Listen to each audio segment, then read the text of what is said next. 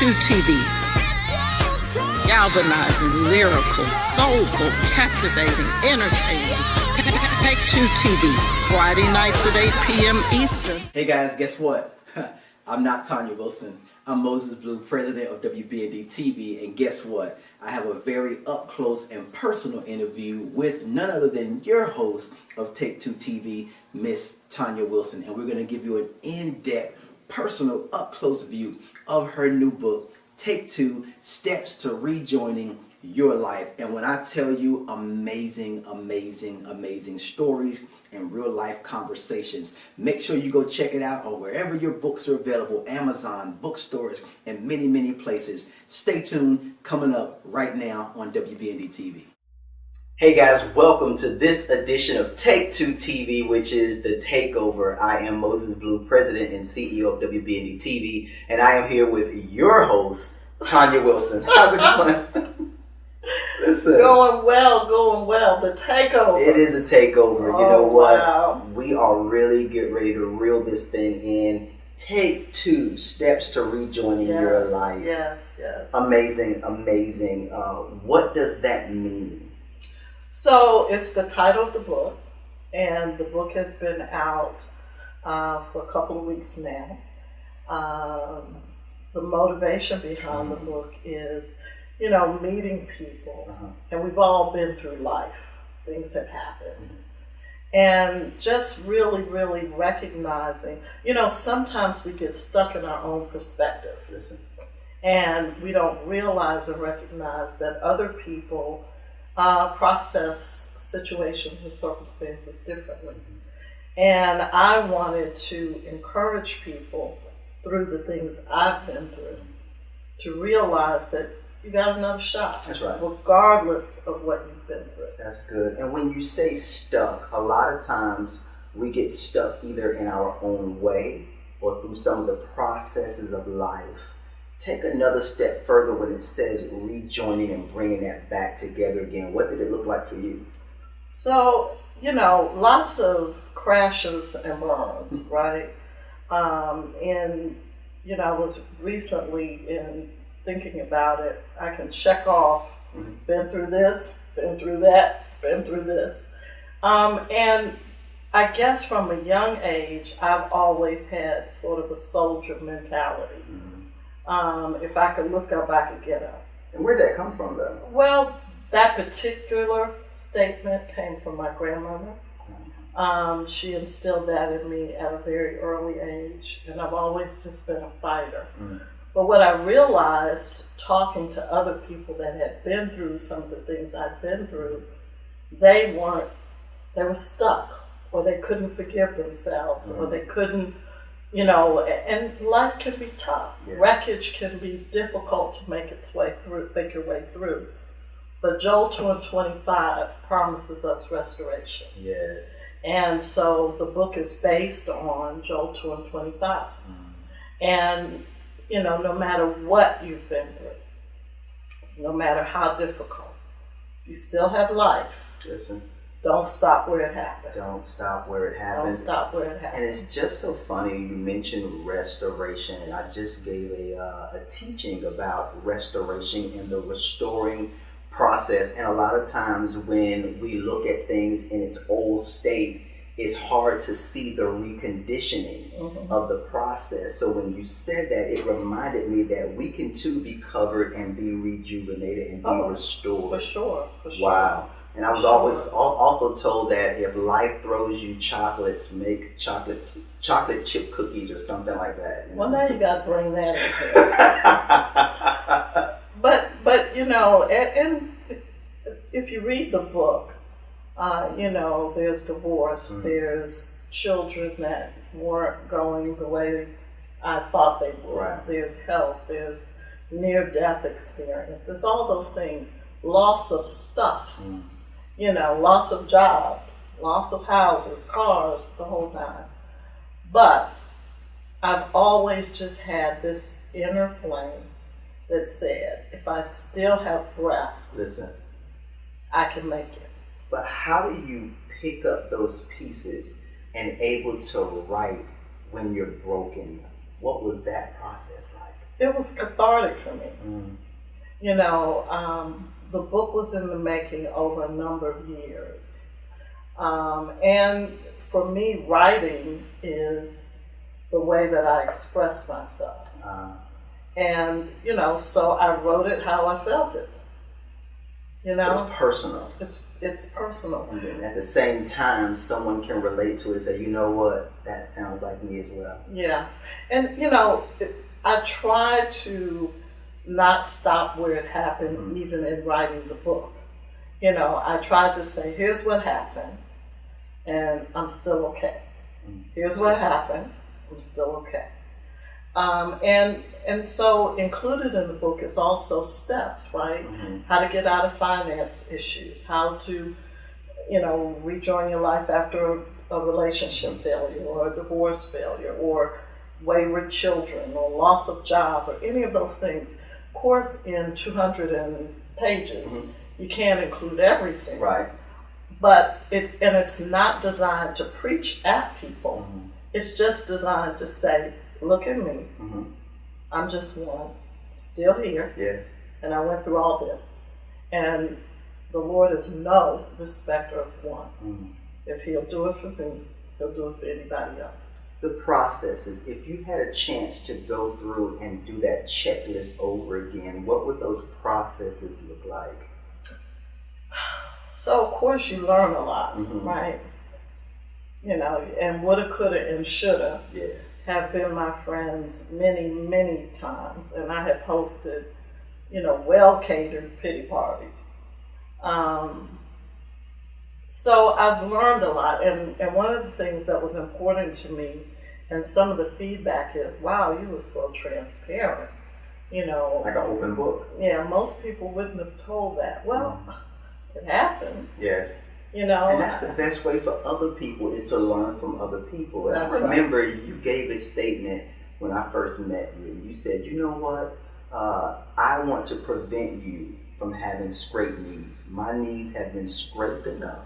And if I can prevent you from scraping yours, then I've done my job. And that meant a lot to me. And it caused me to say, you know what? I may not have to go through it, but I can at least see it and appreciate it and help the next person. That's Reach right. one, teach one. That's it. And that's the real thing about life, is my belief. I think that when we go through things, we have to share it. Mm. Because there's someone behind us or beside us Mm. or ahead of us that can benefit, you know, from just seeing you. Talk to me about the you, because I like the take two and don't stop where it happens, but keeping that look, that appeal, that zeal, that glow. It's something about your glow. What is that all about? Well, that's just want to be cute. That's all that is.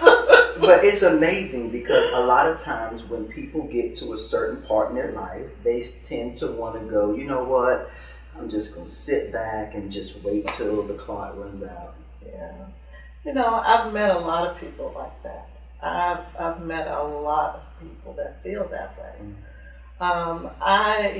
In the book, I talk about, I remember probably 15 years ago, I was at a cosmetic counter and I saw a beauty campaign and it said, define beauty at whatever stage you are. And I never forgot that. You know, so I just keep, you know, every stage I figure out, okay, what's beauty now? Listen. You know. So are you saying from an inward, outward, overall appeal? So I look at it externally and internally. You know, I believe my internal reflects in my external. So, you know, and it's not easy, but I believe you can't care for anyone else if you don't care for yourself. Wow. Let's get back to relationships, because a lot of times relationships are broken when people are broken. Let's talk about how to mend those and how would the book help someone take those broken relationships and bring them back together again? Well, you know, I'm sure I'm not the first person to say this, but it is real. Excuse me, hurt people hurt people. And one of the things that I really, really concentrate on under the section about relationships is healing before you move to something else. You know, I'm a divorced person, and, you know, I've met a number of people along the journey. And it's important because you never know where that person is. And if you're not healed, if you're still hurt, don't go there. Because it further wounds a person. I got you. But it is still possible. Definitely. You know, the relationships and friendships are still possible. Yeah, and I think it's clear that if we can understand that when you're in a broken state, that means that there's a warning sign that help is needed. And help is definitely on the way. So I think and truly believe that if we learn how to take our testimonies and be able to speak to the right people, especially in the right time, that we'll be able to get that extra help that we need. You also mentioned a gut punch. Now that, a lot of us, some of us don't come back from the gut punch, whether it's a financial fall, whether it's whatever it may be. What does that gut punch look like from a delivery standpoint? Because listen, from a boxer, I know when you get a certain blow, you're either going down for the 10 count, but if I can get to the rope and hang on for a minute, I have a chance to get back up. And that's the secret. Wow. That's the point. You know, I've had multiple gut punches. You don't look like it, though. You know how they say you don't look like what you've been through? Well, you know, it's beauty for ashes. You know, the Lord restores all of you. And I try to remember that. I mean, I was kidding a little bit earlier when I was talking about it, just want to be cute. But it really is more about representing what He's given me. Yes. And, you know, I've been down for the count. I've been down for the count many times. I've been counted out. You know, I've faced my whole family coming in thinking I wasn't going to make it. And so to me, it would be disrespectful to the God that saved me to not invest in myself and not get out here and put my best self forward and encourage everybody else to realize that no matter how far down, even if you can't see your way, that's good. Come on. You know, do not stop where it happened. As long as you have breath. That's right. Understand that you can make it. Wow. Take two, real life, real people, real stories. What is it about real life that captivates people's minds? What is it? You know, reality TV is where it's at. It's something about real people. And I love that you have this platform where you can invite real people to tell their story. What is it about those stories? You know, that's important to me. You know, I understand. I was in television for many years, entertainment for many years. We understand that. And no disrespect to reality TV, but I think it puts undue pressure on people. And I think between that and social media, people see a standard and impose undue pressure on themselves. And I think it keeps them from realizing that they can get back into their own lives. And that's a great point, because when you're looking at real life compared to reality TV, you don't get a commercial break. No. You know, when things are happening in your life, it's real time. That's right. There's no really time to say time out, hold up. You got to act in the moment, you know, and to be able to come here on this platform, Take2TV, and be able to say, you know what, I too can make it. Absolutely. And, you know, it's important to me. And, you know, when you and I were talking about the show, I didn't want, and I still don't, and I think we've accomplished that, to have it be sad stories. It's important to me that you see the other side. You know, the visual is, you know, when you watch the cooking shows and you see the ingredients and all that, and then they say, voila, this is what it will look like. So I'm trying to show you the voila, if you hang in there long enough, and just keep on walking, one step in front of the other. And it doesn't matter. Yeah. I've been down with nothing. I've been, in the book I call it ashtray broke. Come on. Ashtray broke is when you're in the ashtray trying to put some coins together to go throw them on the table at the gas station. So I get it. Mm-hmm. I get it. And there are a lot of things that you feel like you can't get past it. Wow. And I heard that your past shapes your future, right? Absolutely. What does your past, if you was to speak to your past right now, what would you tell your past? I'm proud of you. Come on. I'm proud of you. Wow. Because, I've met people that have been through where I've been and haven't made it, didn't make it, didn't want to make it. And that was the motivation.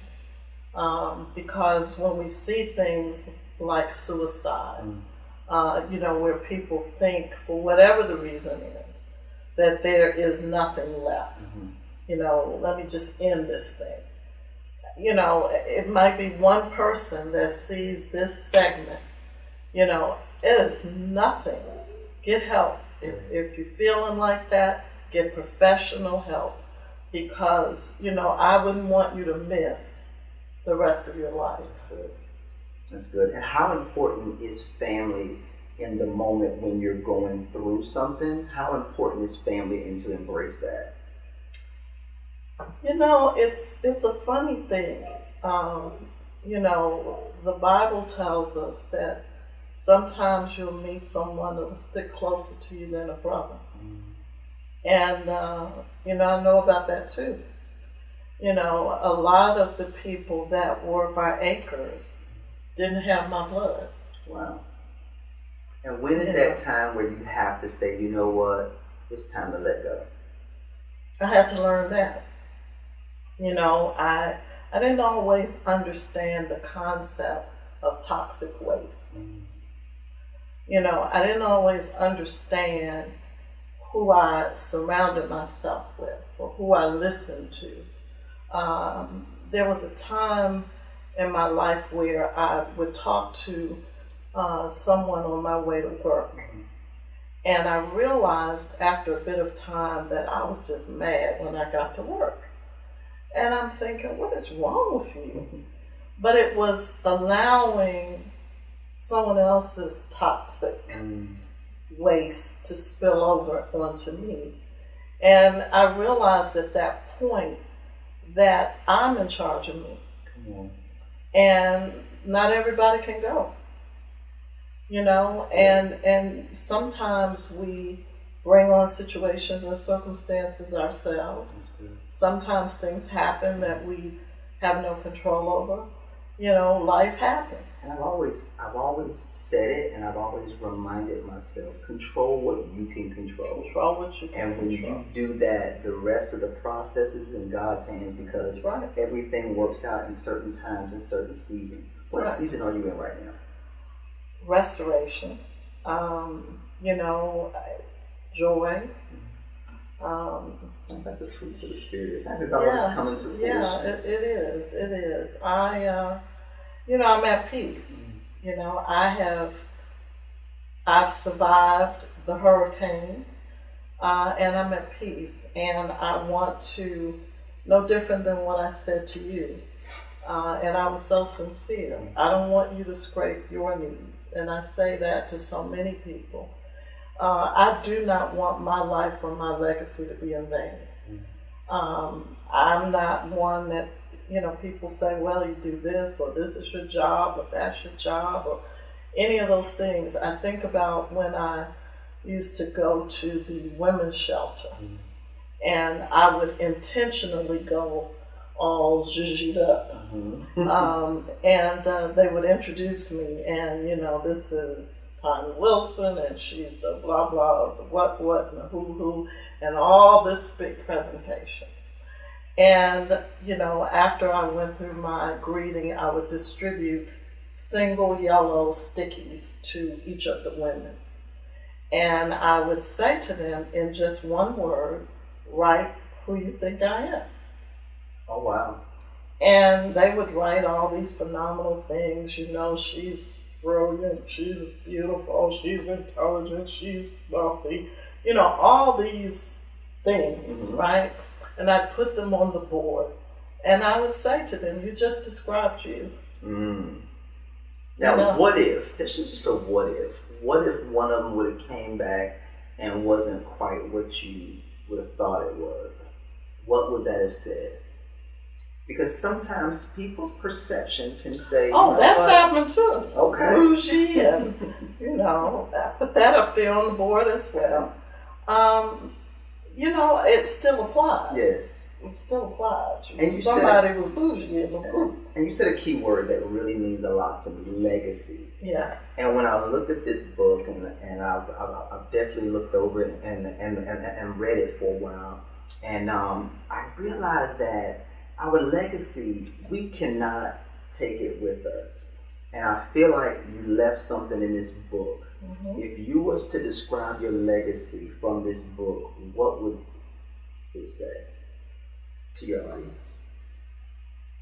I'm just sharing what I've learned, you know, and it's my gift to anybody that wants to read it.